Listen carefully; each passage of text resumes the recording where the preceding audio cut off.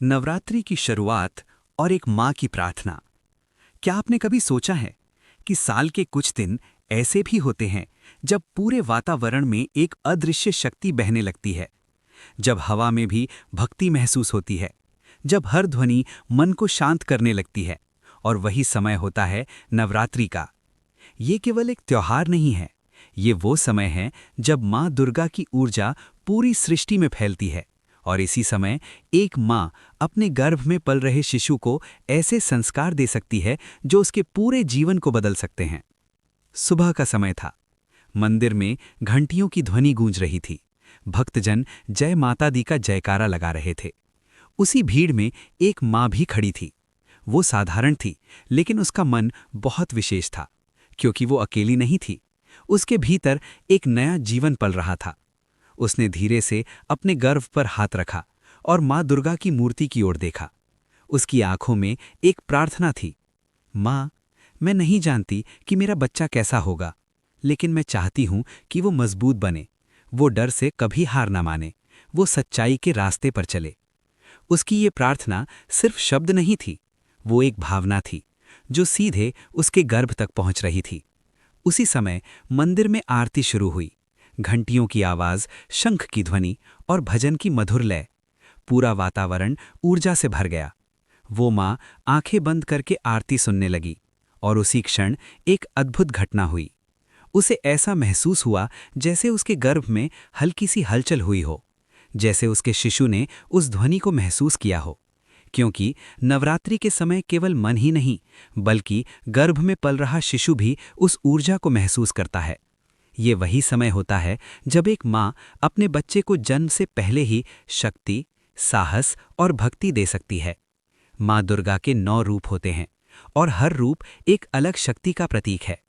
लेकिन क्या आप जानते हैं कि इन 9 दिनों में एक माँ अपने शिशु को 9 अलग अलग संस्कार भी दे सकती है? ये केवल पूजा नहीं है, ये एक प्रक्रिया है, एक ऐसा रहस्य जिसे हमारे ऋषियों ने हजारों साल पहले समझ लिया था। और अब वही रहस्य धीरे धीरे खुलने वाला है। पहला दिन, माँ शैलपुत्री और स्थिरता का संस्कार। नवरात्रि का पहला दिन एक नई शुरुआत का संकेत होता है। ये दिन समर्पित होता है माँ के पहले रूप को, माँ शैलपुत्री। माँ शैलपुत्री अर्थात पर्वत की पुत्री, स्थिरता की प्रतीक, धैर्य की शक्ति और जीवन की मजबूत नींव। इस दिन केवल पूजा नहीं होती, बल्कि एक माँ अपने गर्भ में पल रहे शिशु को पहला संस्कार देती है, स्थिरता का संस्कार। जैसे पर्वत हजारों वर्षों तक अडिग खड़े रहते हैं, वैसे ही जीवन में स्थिरता होना सबसे बड़ी शक्ति है। उस गर्भवती माँ ने सुबह जल्दी उठकर स्नान किया, स्वच्छ वस्त्र पहने और मंदिर के सामने दीपक जलाया। उसने आंखें बंद की और धीरे से कहा, माँ शैलपुत्री, मुझे भी आपकी तरह स्थिर बनाइए, ताकि मैं अपने मन को शांत रख सकूं और मेरे बच्चे तक केवल शांति पहुंचे। उसके ये शब्द केवल प्रार्थना नहीं थे, ये एक ऊर्जा थी जो धीरे धीरे उसके गर्भ तक पहुंच रही थी। गर्भ में पल रहा शिशु माँ के मन को महसूस करता है। अगर माँ का मन शांत और स्थिर है, तो वही भाव शिशु के मन में बसने लगता है। और यही है गर्भ संस्कार का पहला नियम। जब मन स्थिर होता है तो विचार भी स्थिर होते हैं, और जब विचार स्थिर होते हैं तो जीवन में सही निर्णय लेना आसान हो जाता है। इसलिए नवरात्रि का पहला दिन केवल पूजा का दिन नहीं है, ये एक माँ के लिए अपने बच्चे को जीवन की सबसे मजबूत नींव देने का दिन है। उस दिन वो माँ पूरे दिन अपने विचारों पर ध्यान देती रही। उसने नकारात्मक बातें अपने मन में आने ही नहीं दीं। वो धीरे धीरे अपने गर्भ से बात करने लगी। मेरे बच्चे, तुम मजबूत हो, तुम शांत हो, तुम जीवन में हर परिस्थिति में स्थिर रहोगे। उसकी हर बात एक संस्कार बन रही थी, एक ऐसा संस्कार जो उसके बच्चे के जीवन में हमेशा साथ रहने वाला था। माँ शैलपुत्री की कृपा से उस दिन उस माँ के भीतर एक नई शक्ति जागी, एक ऐसी शक्ति जो उसे हर परिस्थिति में शांत रहने की क्षमता दे रही थी। और वही शक्ति धीरे धीरे उसके गर्भ में पल रहे शिशु तक पहुंच रही थी। लेकिन ये तो केवल शुरुआत थी। अभी तो आगे के 8 दिन और भी गहरे रहस्य लेकर आने वाले थे। दूसरा दिन, माँ ब्रह्मचारिणी और संयम का संस्कार। नवरात्रि का दूसरा दिन एक अलग ऊर्जा लेकर आता है। ये दिन समर्पित है माँ के दूसरे रूप को, माँ ब्रह्मचारिणी। माँ ब्रह्मचारिणी तप की प्रतीक हैं, संयम की शक्ति, धैर्य की गहराई और लक्ष्य के प्रति अटूट समर्पण। पहले दिन जहां स्थिरता का संस्कार दिया गया था, वहीं दूसरा दिन एक और महत्वपूर्ण गुण सिखाता है, संयम। संयम अर्थात अपने मन पर नियंत्रण, अपने विचारों पर नियंत्रण और अपनी भावनाओं को सही दिशा देना। उस गर्भवती माँ ने दूसरे दिन सुबह उठकर माँ ब्रह्मचारिणी का ध्यान किया। उसने दीपक जलाया और आंखें बंद करके धीरे से कहा, माँ, मुझे शक्ति दीजिए कि मैं अपने मन को नियंत्रित कर सकूं। मेरे विचार शुद्ध रहें और मेरे बच्चे तक केवल अच्छे संस्कार पहुँचें। उसने गहरी सांस ली और अपने मन को शांत करने का प्रयास किया। धीरे धीरे उसके विचार कम होने लगे, मन शांत होने लगा और उसी शांति में एक नई शक्ति जन्म ले रही थी। क्योंकि जब एक माँ अपने मन को नियंत्रित करती है, तो वही नियंत्रण उसके गर्भ में पल रहे शिशु तक पहुँचता है। गर्भ में पल रहा शिशु केवल शरीर नहीं बना रहा होता, वो अपने स्वभाव को भी विकसित कर रहा होता है। अगर माँ का मन भटकता रहता है, तो शिशु का मन भी अस्थिर हो सकता है। लेकिन अगर माँ का मन संयमित और शांत है, तो शिशु के भीतर भी वही गुण विकसित होते हैं। उस दिन वो माँ पूरे दिन अपने विचारों को देखती रही। जब भी कोई नकारात्मक विचार आता, वो उसे रोक देती। जब भी मन भटकता, वो उसे वापस शांति की ओर ले आती। और धीरे धीरे वो अपने गर्भ से बात करने लगी, मेरे बच्चे, तुम शांत हो, तुम अपने मन को नियंत्रित कर सकते हो, तुम जीवन में हर परिस्थिति में सही निर्णय लोगे। उसकी हर बात एक शक्ति बन रही थी, एक ऐसा संस्कार जो उसके बच्चे के जीवन में हमेशा काम आने वाला था। माँ ब्रह्मचारिणी की कृपा से उस दिन उस माँ के भीतर संयम की शक्ति जागी और वही शक्ति धीरे धीरे उसके गर्भ में पल रहे शिशु तक पहुँच रही थी। लेकिन नवरात्रि का हर दिन एक नया रहस्य लेकर आता है। तीसरा दिन, माँ चंद्रघंटा और साहस का संस्कार। नवरात्रि का तीसरा दिन एक नई ऊर्जा लेकर आता है। ये दिन समर्पित है माँ के वीर रूप को, माँ चंद्रघंटा। माँ चंद्रघंटा साहस की प्रतीक हैं, वीरता की शक्ति और भय को नष्ट करने वाली ऊर्जा। पहले दिन स्थिरता का संस्कार मिला, दूसरे दिन संयम का और अब तीसरे दिन समय है सबसे महत्वपूर्ण गुण का, साहस। जीवन में सबसे बड़ी बाधा क्या है? डर, भय, संशय। और अगर एक इंसान अपने डर पर जीत हासिल कर ले, तो वो कुछ भी कर सकता है। इसीलिए नवरात्रि का तीसरा दिन एक माँ को ये सिखाता है कि वो अपने शिशु को जन्म से पहले ही निर्भय बना सकती है। उस दिन वो माँ मंदिर में खड़ी थी। आरती शुरू हुई। घंटियों की आवाज, शंख की गूंज और भजन की लय, पूरा वातावरण ऊर्जा से भर गया। उसने आंखें बंद की और माँ चंद्रघंटा का ध्यान किया। माँ, मेरे अंदर से हर भय को दूर कर दीजिए, मुझे साहस दीजिए ताकि मेरा बच्चा भी निर्भय बने। उसकी ये प्रार्थना एक ऊर्जा बन गई और वो ऊर्जा धीरे धीरे उसके गर्भ तक पहुंचने लगी। गर्भ में पल रहा शिशु माँ के हर भाव को महसूस कर रहा था। अगर माँ डरती है, तो शिशु भी डर को महसूस करता है। लेकिन अगर माँ साहस महसूस करती है, तो वही साहस शिशु के भीतर भी जागने लगता है। उस दिन उस माँ ने एक निर्णय लिया कि अब वो डर को अपने ऊपर हावी नहीं होने देगी। वो अपने मन में सिर्फ साहस रखेगी। और फिर उसने धीरे से अपने गर्भ से बात की, मेरे बच्चे, तुम मजबूत हो, तुम निर्भय हो, तुम जीवन में कभी डर से हार नहीं मानोगे। उसकी हर बात एक शक्ति बन रही थी, एक ऐसा संस्कार जो उसके बच्चे के जीवन में हमेशा साथ रहेगा। माँ चंद्रघंटा की कृपा से उस दिन उस माँ के भीतर साहस की ज्योति जल उठी और वही ज्योति धीरे धीरे उसके गर्भ में पल रहे शिशु तक पहुंच रही थी। लेकिन नवरात्रि का हर दिन एक नई शक्ति देता है। अब आने वाला दिन देगा ऊर्जा और सृजन का संस्कार। चौथा दिन, माँ कूष्मांडा और सृजन ऊर्जा का संस्कार। नवरात्रि का चौथा दिन एक नई चमक लेकर आता है। ये दिन समर्पित है माँ के उस रूप को जो सृष्टि की रचयिता मानी जाती हैं, माँ कूष्मांडा। माँ कूष्मांडा, जिन्होंने अपने एक हल्के से स्मित से पूरी सृष्टि की रचना की। वे ऊर्जा हैं, वे प्रकाश हैं, वे जीवन की शुरुआत हैं। और यही कारण है कि नवरात्रि का चौथा दिन एक माँ को सिखाता है जीवन ऊर्जा का संस्कार। इस पूरे ब्रह्मांड में सब कुछ ऊर्जा से बना है। हमारा शरीर, हमारे विचार और यहाँ तक कि हमारी भावनाएं भी।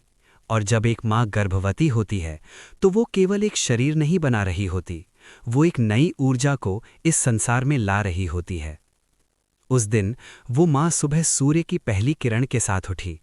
उसने आकाश की ओर देखा और अपने चेहरे पर सूर्य की गर्माहट महसूस की। उसने धीरे से कहा, माँ कूष्मांडा, आपने सृष्टि को जन्म दिया, मुझे भी वो शक्ति दीजिए ताकि मैं अपने बच्चे को स्वस्थ और ऊर्जावान बना सकूं। उसने अपने गर्भ पर हाथ रखा और आंखें बंद कर लीं।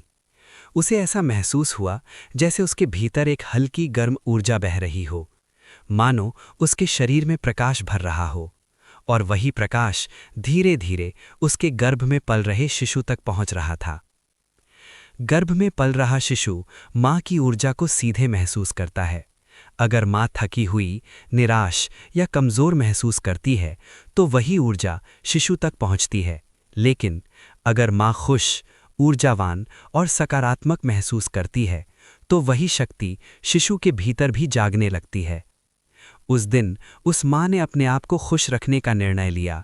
वो मुस्कुराई, उसने भजन सुने और अपने मन में केवल सकारात्मक विचार रखे। फिर उसने अपने गर्भ से बात की, मेरे बच्चे, तुम ऊर्जा से भरे हो, तुम जीवन से भरे हो, तुम इस दुनिया में खुशियाँ लाने वाले हो। उसकी हर बात एक प्रकाश बन रही थी, एक ऐसा प्रकाश जो उसके बच्चे के जीवन में हमेशा चमकने वाला था। माँ कूष्मांडा की कृपा से उस दिन उस माँ के भीतर जीवन की ऊर्जा जाग उठी और वही ऊर्जा धीरे धीरे उसके गर्भ में पल रहे शिशु तक पहुँच रही थी। लेकिन नवरात्रि का हर दिन एक नई शक्ति लेकर आता है। अब आने वाला दिन देगा मातृत्व और संरक्षण का संस्कार। पांचवा दिन, माँ स्कंद माता और मातृत्व का संस्कार। नवरात्रि का पांचवा दिन एक बहुत ही कोमल और भावनात्मक ऊर्जा लेकर आता है। ये दिन समर्पित है माँ के उस रूप को जो अपने शिशु को अपनी गोद में धारण करती हैं, माँ स्कंद माता। माँ स्कंद माता मातृत्व की मूर्ति हैं, प्रेम की शक्ति, सुरक्षा का भाव और अपने शिशु के लिए पूर्ण समर्पण। पहले 4 दिनों में शिशु को मिले स्थिरता, संयम, साहस और ऊर्जा। लेकिन इन सब के बीच एक चीज सबसे महत्वपूर्ण है, माँ का प्रेम। क्योंकि एक शिशु के लिए सबसे पहला संसार उसकी माँ होती है। वो माँ की आवाज़ सुनता है, माँ की धड़कन महसूस करता है और सबसे बढ़कर माँ के प्रेम को महसूस करता है। उस दिन वो माँ बहुत शांत और खुश थी। उसने सुबह माँ स्कंद माता का ध्यान किया और धीरे से कहा, माँ, मुझे वो प्रेम दीजिए जो मैं अपने बच्चे को दे सकूं। मुझे वो शक्ति दीजिए कि मैं उसे हर दुख से बचा सकूं। उसकी ये प्रार्थना एक भावना बन गई और वो भावना सीधे उसके गर्भ तक पहुंचने लगी। गर्भ में पल रहा शिशु केवल शब्द नहीं सुनता, वो भावनाएं महसूस करता है। अगर माँ खुश है तो शिशु भी शांति महसूस करता है। अगर माँ प्रेम से भरी है तो वही प्रेम शिशु के स्वभाव का हिस्सा बन जाता है। उस दिन उस माँ ने अपने शिशु से बहुत बातें की। मेरे बच्चे, मैं हमेशा तुम्हारे साथ हूँ, तुम कभी अकेले नहीं हो, तुम सुरक्षित हो, तुम प्रेम से घिरे हुए हो। उसकी हर बात एक सुरक्षा कवच बन रही थी, एक ऐसा कवच जो उसके बच्चे को जीवन भर सुरक्षा देने वाला था। माँ स्कंद माता की कृपा से उस दिन उस माँ के भीतर मातृत्व की गहराई जाग उठी और वही प्रेम धीरे धीरे उसके गर्भ में पल रहे शिशु तक पहुँच रहा था। अब वो शिशु केवल विकसित नहीं हो रहा था, वो अपने भीतर प्रेम, सुरक्षा और विश्वास का संसार बना रहा था। लेकिन नवरात्रि का हर दिन एक नई शक्ति देता है। अब आने वाला दिन देगा शक्ति और आत्मबल का संस्कार। छठा दिन, माँ कात्यायनी और शक्ति का संस्कार। नवरात्रि का छठा दिन। अब ऊर्जा और भी प्रबल हो चुकी है। ये दिन समर्पित है माँ के उस रूप को जो अन्याय के खिलाफ खड़ी होती हैं, जो अधर्म का अंत करती हैं। माँ कात्यायनी। माँ कात्यायनी शक्ति की मूर्ति हैं, आत्मविश्वास का प्रतीक और अपने भीतर की असीम शक्ति को पहचानने का संदेश। अब तक एक माँ ने अपने शिशु को दिया स्थिरता, संयम, साहस, ऊर्जा और प्रेम, लेकिन अब समय है उसे देने का आत्मबल। जीवन में कई बार ऐसे क्षण आते हैं जब बाहरी शक्ति साथ नहीं देती। उस समय केवल एक चीज मनुष्य को आगे बढ़ाती है, वो है उसकी भीतरी शक्ति। उस दिन वो माँ सुबह जल्दी उठी। उसने माँ कात्यायनी का ध्यान किया और धीरे से कहा, माँ, मुझे वो शक्ति दीजिए कि मैं हर परिस्थिति का सामना कर सकूं और मेरा बच्चा भी अंदर से मजबूत बने। उसने अपने गर्भ पर हाथ रखा और गहरी सांस ली। उसे ऐसा महसूस हुआ जैसे उसके भीतर एक नई ऊर्जा जाग रही हो, एक ऐसी ऊर्जा जो उसे निर्भय बना रही थी, एक ऐसी शक्ति जो उसे अंदर से मजबूत कर रही थी। गर्भ में पल रहा शिशु माँ की हर भावना को महसूस करता है। अगर माँ कमज़ोर महसूस करती है तो वही भावना शिशु तक पहुँचती है, लेकिन अगर माँ अपनी भीतर शक्ति महसूस करती है तो वही शक्ति शिशु के भीतर भी जागने लगती है। उस दिन उस माँ ने अपनी भीतर की शक्ति को पहचाना। उसने अपने आप से कहा, मैं कमज़ोर नहीं हूँ, मैं एक माँ हूँ और मेरे भीतर एक नया जीवन पल रहा है। फिर उसने अपने गर्भ से बात की, मेरे बच्चे, तुम शक्तिशाली हो, तुम आत्मविश्वासी हो, तुम जीवन में हर चुनौती का सामना करोगे। उसकी हर बात एक शक्ति बन रही थी, एक ऐसा संस्कार जो उसके बच्चे के जीवन में हमेशा साथ रहेगा।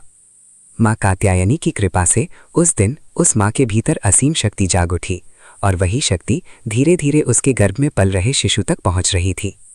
अब वो शिशु केवल सुरक्षित और प्रेम से भरा नहीं था, बल्कि अंदर से शक्तिशाली भी बन रहा था। लेकिन नवरात्रि का हर दिन एक नई दिशा देता है। अब आने वाला दिन सिखाएगा अंधकार से प्रकाश की ओर बढ़ना। सातवां दिन, माँ कालरात्रि और अंधकार पर विजय। नवरात्रि का सातवां दिन अब तक का सबसे गहरा और सबसे शक्तिशाली दिन होता है। ये दिन समर्पित है माँ के उस रूप को जो अंधकार को समाप्त करती हैं, जो भय को जड़ से मिटा देती हैं। माँ कालरात्रि। माँ कालरात्रि भले ही उनका स्वरूप भयानक दिखाई देता हो, लेकिन वे अपने भक्तों के लिए सुरक्षा और प्रकाश का स्रोत हैं, क्योंकि कभी-कभी अंधकार को समाप्त करने के लिए शक्ति को उग्र रूप लेना पड़ता है। जीवन में हर इंसान के भीतर कुछ डर होते हैं, कुछ पुराने घाव, कुछ अनजाने भय, और यही भय कई बार हमारे जीवन को रोक देते हैं। लेकिन नवरात्रि का सातवां दिन हमें सिखाता है कि अंधकार से डरना नहीं है, बल्कि उसका सामना करना है। उस दिन वो माँ रात के समय शांत बैठी थी। चारों ओर अंधेरा था, लेकिन उसके सामने एक दीपक जल रहा था। उसने आंखें बंद कीं और माँ कालरात्रि का ध्यान किया। माँ, मेरे अंदर के हर डर को दूर कर दीजिए, मेरे मन के अंधकार को प्रकाश में बदल दीजिए और मेरे बच्चे को हर भय से मुक्त कर दीजिए। उसकी ये प्रार्थना एक शक्तिशाली ऊर्जा बन गई और धीरे धीरे वो ऊर्जा उसके गर्भ तक पहुंचने लगी। गर्भ में पल रहा शिशु माँ के हर डर को महसूस करता है। अगर माँ अंदर से डरती है तो वही डर शिशु के भीतर भी बस सकता है। लेकिन अगर माँ अपने डर का सामना करती है तो वही साहस शिशु के भीतर भी जाग जाता है। उस दिन उस माँ ने अपने भीतर के डर को पहचाना और फिर उसने उसे स्वीकार किया और धीरे धीरे उसे छोड़ दिया।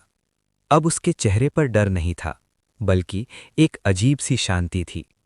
एक ऐसी शांति जो केवल तब आती है जब इंसान अपने अंधकार पर विजय पा लेता है। फिर उसने अपने गर्भ से कहा, मेरे बच्चे, तुम डर से मुक्त हो, तुम प्रकाश हो, तुम जीवन में हर अंधकार को पार करोगे।